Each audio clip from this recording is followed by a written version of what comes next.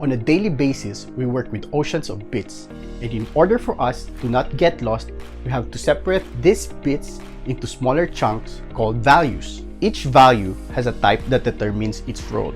It can either be a number, a text, or a function, and so on. Let's get to know them more. First is the number type, which can either be whole or fractional.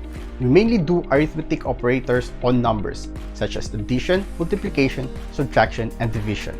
Another basic data type is a string, which is used to represent text. We can use single quotes, double quotes, and backticks to represent the start and end of the string. Strings cannot be multiplied, divided, or subtracted, but they can be added or concatenated.